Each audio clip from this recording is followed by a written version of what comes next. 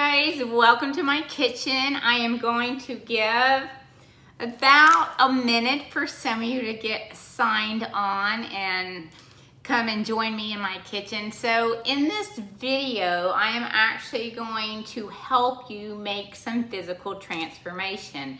As a health coach and former figure and bodybuilder competitor, what I noticed when meeting clients and interacting with people who had problem with weight control is a lot of it was a knowledge deficit. They didn't really realize what they were eating was actually unhealthy. It wasn't an intentional weight gain. It was, I'm eating really good. And then we got down to, let's talk about what you're eating on a daily basis. We were getting in more into finding out the knowledge deficits of my clients. So I wanted to share one of the most common misconceptions or knowledge deficits there is in the world. There is 18% in our current statistics of people that have normal weight. Only 18% in America. That's a huge amount. That shows us there's such a huge deficit in being able to control our weight. One of the biggest things, and there's so much, but in this particular video, I'm going to share with you really sugars or hidden sugars is really one of the culprits. Here's the thing. If 18% of people have just normal weight, so the majority of the people watching this video will be overweight by statistics. And generally, that's true even in the population you can look out.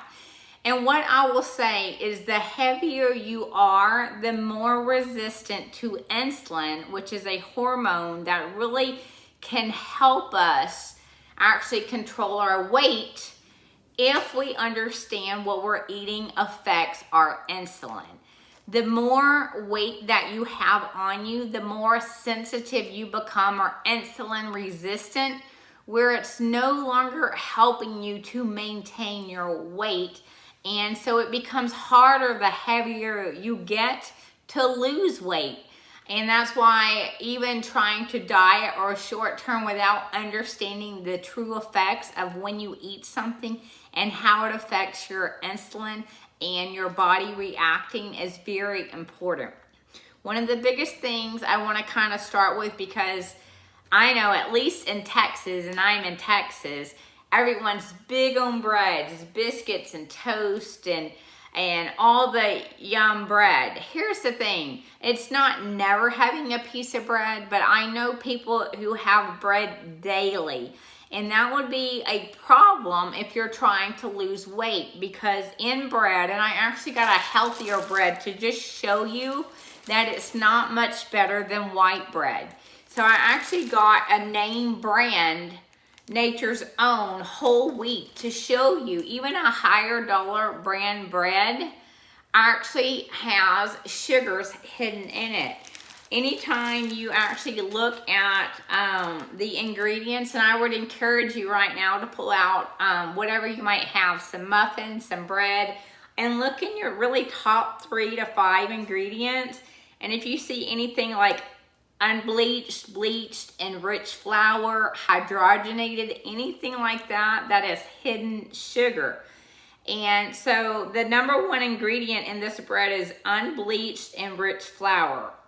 What this says right here is when you eat, and most people eat 2 pieces of bread for a sandwich, that is going to turn into sugar if you're not someone active. And a lot of people overweight are not active to begin with. So what I encourage the very overweight to do is start cleaning up your food intake. And as you become more active, you can work in a little bit more with moderation of some things that you enjoy, such as maybe the wheat bread. A substitute that I enjoy would be the Ezekiel bread. And this is found in your freezer section of most of your grocery stores. This is a wonderful substitute. It still tastes really good. To me, I actually like it better. There are other flavors. There are raisin, cinnamon. There's lots of different flavors of Ezekiel bread depending on your grocery store.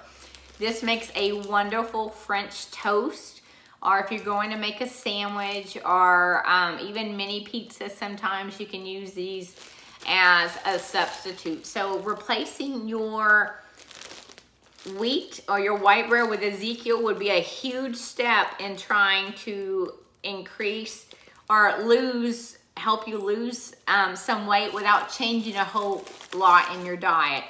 Remember, just a small change can give you a huge advantage into making changes in your diet. It's not trying to wipe everything out at once, but maybe choosing one thing to make that substitute in for the first couple of weeks. One of the other things I would encourage is oatmeal. Buying the packaged flavor oatmeals, they're actually not good for you. You can look at the top 3 ingredients and all of them have either sugar, hydrogenated, enriched, artificial, and it basically means the same thing. We've taken some oatmeal, stripped it of its nutritional value, and thrown in some sugars to help you spike your insulin and become more insulin resistant. So I would encourage you, if you eat oatmeal or a cereal, to replace it with oatmeal. And you can flavor oatmeal up pretty much with anything. With cinnamon. Cinnamon's a fat burner. With some stevia. Stevia is a wonderful artificial sweetener. I would not encourage Splenda or Sweet and Low. Those two actually show to have a effect on your insulin as if you had consumed sugar. So Splenda is just as bad, they say, as sugar as far as the insulin spike. So stevia would be a wonderful artificial sweetener you could put in here, and cinnamon, that's what I use. Some people will flavor it with eggs if you cook those up, or even some low glycemic fruit such as a strawberry or berry. Something you really want to become very knowledgeable about is, though fruit is considered healthy, it's when you eat it and how much you eat. Just because you eat fruit is not healthy. There is high glycemic, which means it spikes. You get more of an insulin spike, and a banana would be one of your highest. It's not saying a banana is bad. A banana is wonderful after a workout. But most people who are very overweight are not working out. So you would not want to be consuming fruit in your diet, at least not daily, until you got some of the weight off, because it's increasing your insulin resistance with each consumption of that fruit. So that might be something to be more mindful of. Another substitute, instead of white flour has basically flour that's been stripped away of all the nutrient values that you would want for nutrition, and just replaced it with fillers. And so I would encourage, almond flour is a wonderful substitute, also coconut, more for desserts, but I have replaced the almond flour if I'm needing it for a pie, if I'm using it for banana nut bread. Anything you would use flour, you can pretty much use almond flour. It doesn't taste like almonds.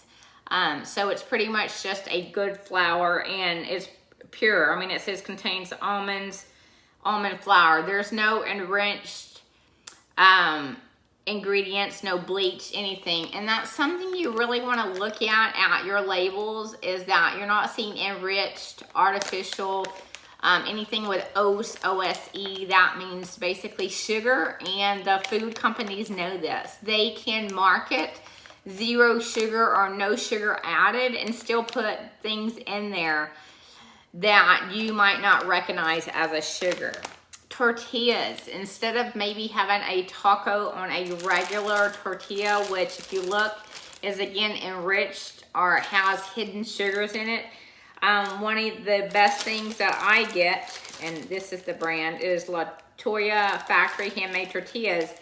And they're actually a yellow tortilla, and you can look on the back, and my specific one would say stone ground, corn, masa flour, wheat, but you don't see any of the enriched ingredients in these tortillas. So you can look along your tortilla section, and you can look on the back, and on the first 3 to 5, you're just making sure it doesn't say bleached, unbleached, enriched, anything ose at the end of it. Then you're pretty safe, and that would be a good substitute with your diet. So one of the biggest things to kind of recap is the heavier you are, the more insulin sensitivity you have based on the amount of adipose or fat tissue you have. So in the beginning, you're gonna really need to try to substitute, and one of the easiest things I feel to substitute at my highest weight, which was 200 pounds, was I was able to substitute and cut out the breads. At that time, I wasn't doing Ezekiel, but I just cut out the breads and I did substitutes with everything else I could think of. And I never use sugar. Sugar actually produces the chemical dopamine or hormone in your brain, which is the feel-good. Here's the problem. That's the same feel-good chemical linked with addiction. And sugar is designed, and that's why Coca-Cola was such a hit, is they're designed to market to produce that physiological need. And ever notice if you have a piece of pie, you feel like you very shortly want more of it, or a chip, because chips are loaded full of sugars. If you look in the hidden ingredients, even a Pringle is loaded. And so it's really knowing the tricks of when you're going to consume some sugar to have protein before the intake of that sugar. That might be the bad piece of bread or the biscuit or the piece of pie, and that kind of will get the blood sugar before it gets yanked up with the insulin with the consumption of just that piece of pie. So if you want to see more videos like these in my kitchen, don't forget to like the video, subscribe below, and I'll see you back in the next video.